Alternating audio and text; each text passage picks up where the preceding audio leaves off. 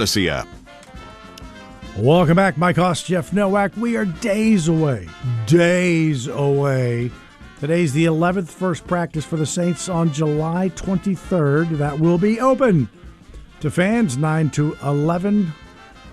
Saints football coming up. And there's just, as we talked about the Pelicans, change. Dolph Jackson, host of the Keeping It Real Who Dat Sports podcast, joining us to talk a little Saints football as we get ready in these kind of dark, dull days prior to camp.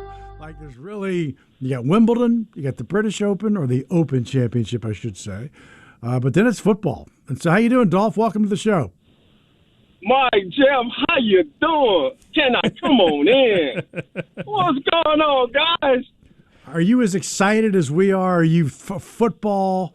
You can't take it anymore. Hey, the Chargers report to camp tomorrow. They're rookies, so football season starts tomorrow in my book. That's how excited I am for football. I'm always like who's the Hall of Fame game this year? Who is it? Oof. The Chargers. Is it the Chargers? It's got to be the Chargers. And the Lions, I just know it's like you're so excited, right? It's football. It's the Hall of Fame game. And like 6 minutes in, you're like, I'm out. It is Chargers and Lions. I'm out. Oh, yeah. I'm out. I'm like, okay, football's back. We don't have a fancy out. kickoff to get excited about this year. That was like the sales pitch for last year's Hall of Fame game. It was like, oh, they're going to line up weird. And then everyone watched it. Everyone watched it one time. And they're like, we're bored now. Right. But, so Dolph, tell me, okay, so there's a lot of storylines for the Saints. There's Kellen Moore, there's the quarterback competition. There's this, that, and the other thing. What would you say you're most excited about seeing play out? Not necessarily the result, but like what element of this year's Saints team are you the most invested in?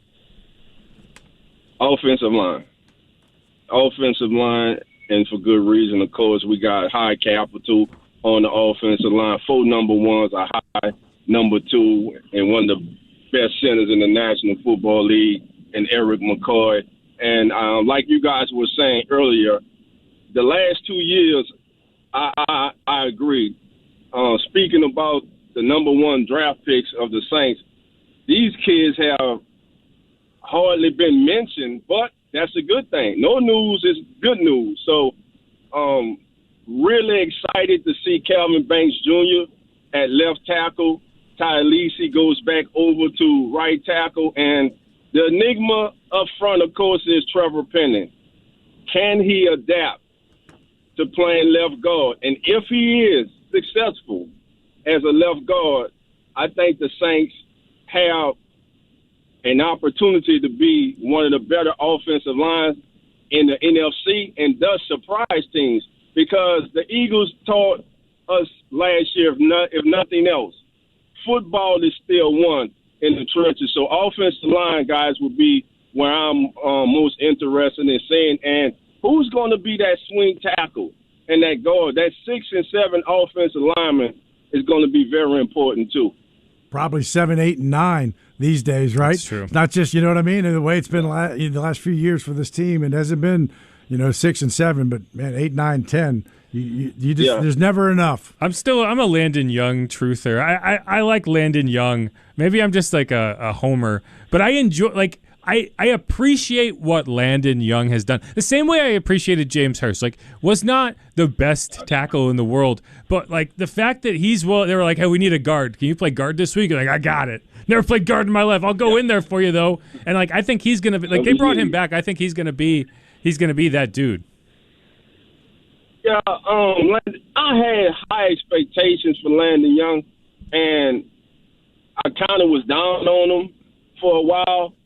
And because I watched the kid play at Kentucky, I thought he was he's hellable talented, and I just think since he's been a member of the New Orleans Saints, I don't think we have seen the best of Landon Young. And I think maybe 2 years ago when he seemed like a light was coming on, he gets injured. So yeah, Landon Young, he could be that James Hurst. He most definitely could. I mean, it's the elephant in the room, but, when this season opens with Arizona and San Francisco, who's under center? Well, you put your money on Tyler Shuck. Why? Because he's and chosen. He's the chosen one by Kellen Moore. But there's something about this Spencer Rattler kid. Last year, I know he went 0-6. I understand that. I understand he was Jekyll and Hyde first half, second half. But there's something about the way this kid approaches the game, the way he carries himself on the field. He plays like he's a starter. He plays like he knows he's a starter and he belongs. I think it's going to be more of a competition than people think. And we got to realize Spencer does have live game NFL experience. So we're going to have to see how fast can Tyler adapt to the speed of the NFL. The OTAs and minicamp, all that's good. But now we're getting into training camp, and it's going to be like a raceway out there, man. So how fast can he process and just develop into what we think he is? The kid can make every throw. He's highly intelligent. So I'm just looking for a good battle. And guys, it's simple. Whoever gives us the best opportunity to win, that's who I'm riding with them. Whoever's under center. Yeah, I kind of feel like to me it's going to be a lot of talk about what we see at camp, but I think at the end of the day, a lot of it's going to come down to what happens behind the scenes and how these guys are picking up the offense, right? And so right. I think the signals you're going to be looking for are not even necessarily, he completed this pass, he completed this pass. It's going to be, okay, are they getting in and out? Are they running plays again? Are they going back into the huddle? Like, who's running the offense better, especially in year one, because there's just so many moving parts, right? Like we have a new offense, new defense, all these new pieces. I just feel like if it gets down to it and Spencer Rattler is running the offense better, you're not going to go with Tyler just because he's the rookie, the guy that you picked this year, the Kellen Moore pick. Like, they're invested in winning football games. They're not invested in struggling through just to make it work with the guy you draft pick. Right, and if I'm Kellen Moore, I want to win. I want to be successful my first season. I don't want to start my head coaching career off with a losing record. No, there's no 5-year plan anymore for head coaches. No. You know what I mean? Although I do think that Kellen has more security than a lot of coaches might. Because of his youth. Well, because of his youth time. and also just because of what's happened for the Saints over the last 4 years. Right. Like, if he was coming in right off Sean Payton, it would – I don't even know if the organizational pressure would have been there, but the fan pressure would have been there. Now it's kind of like you could go 7-10, and people would be like, oh, wow, we're on the right track, you know? I don't know. Right. How about – And guys – yeah, go ahead. So what I've been thinking about, the average in the NFL, I believe, is 7 to 9 teams improve each season by 4 wins. You had the Chargers last year, you had the Commanders who were 5-12 the previous year, and then last year, of course, they struggled at the quarterback position. But hey, now they're one of the favorites in the NFC. They make it to the NFC Championship game, so. You never know. It doesn't necessarily have to take 3-4 years. It could be this season if everything lines up right, if you have the right people in the building from the head coach on down to the players. So why can't the Saints be this year's Commanders? Why not? To me, I agree. I'm not I don't know if I have blinders on, but I'm always way more optimistic than I probably should be. When Jeff Duncan asks, every year, what's the record? I'm always 9-8. I don't know, 10-7. I don't know. I do not feel. And you're right about the NFL because the NFL wants it. They make so that the worst teams play the worst teams, and they have a better opportunity. Here's my take. There's no such thing as an NFL team that can't win 9 games under the right circumstances. Agree. Right? Like it's not that many games. The Saints could have won. I can put 9 wins on the Saints in a heartbeat last year. Right. And they won. They did win 9 games 2 years ago in a season that everyone looks back on and was like, this was the worst thing that's ever happened. And it's like, okay, with the benefit of hindsight, like, it wasn't that bad. Like, they won 9 games the year before that with Taysom Hill. Or no, not the year before that. 2 years before that with 4 quarterbacks, including Trevor Siemian, losing 5 starts. 4 kickers. So, right. So, like, it's all circumstantial. It's all circumstantial. If you get good luck, if you get good injury luck, and you run into teams with bad injury luck, you could be, a bottom 10 team in the NFL. You could run into 9 wins. So the idea that there's just no way the Saints can be competitive this year, I think is unfair. Now, the odds are against them. There's no denying that. But what would your schedule or your record prediction be if you had to make one today, Dolph? Oh man, you put me on the spot. Yes. I really don't like doing record predictions without seeing the team, but since your family, since your family, I'm gonna say, hey, we improved by 5, 10-7, surprise everybody, 10-7. That is optimistic. That is, but I mean, your home games, you only have 8, but you have one team that's won more than double digits. I think the position that we haven't talked about, at least today, and we talked about the offensive line and the quarterback, but to me, Kendre Miller, Hilaire, Devin Neal, Cam Akers, Alvin Kamara, you get a running game of any semblance. I don't want any pressure on Shuck or Rattler or Deckers or Hainer. I don't care who it is. If you can run the ball, and this team is not, that offensive line and this running back squad room, we don't know what we have in Kendre Miller yet. We just don't, right? And I'm looking forward to Devin Neal. That you've got to run the ball, and I know that's what Kellen Moore wants. So, and also, guys, when we like you said, Mike, we spoke about offensive line. Let's go to the other side, an area where we have struggled mightily the last several years, and that's stopping the run. And I'm going to start with a young man that needs to take the next step in his career to get to what I think he has the ability to be a superstar player. That's Brian Bresee. Brian Bresee last season had 7.5 sacks. That was third among interior defensive linemen. ESPN just had a ranking when they were ranking all the interior defensive linemen. Brian Bresee did not even get honorable mention. Why? Because his inability to stand up against the run. Simply put, he has to put his big ball pants on.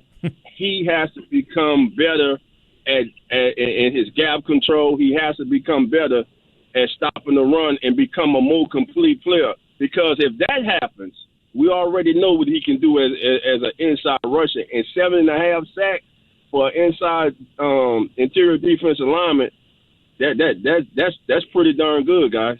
I felt like I asked Kellen Moore this because in OTAs in minicamp, he looked bigger to me. Like I don't. Yeah. Now or Kellen. Brian Bresee. He just looked bigger to me.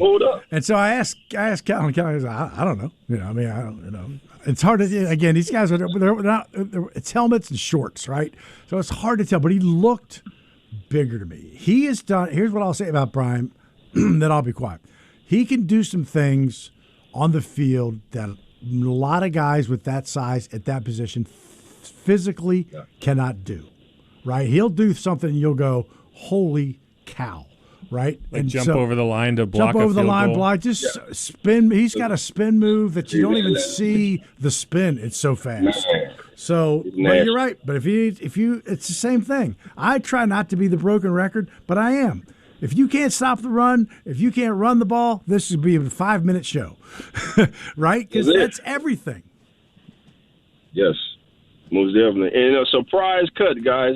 I got a surprise cut. If things don't, I think Bink gets cut. I'm calling it. I don't think Bink makes this team. I don't think Bink makes it. Bink did not. Bink was brought here for what? To be stout against the run.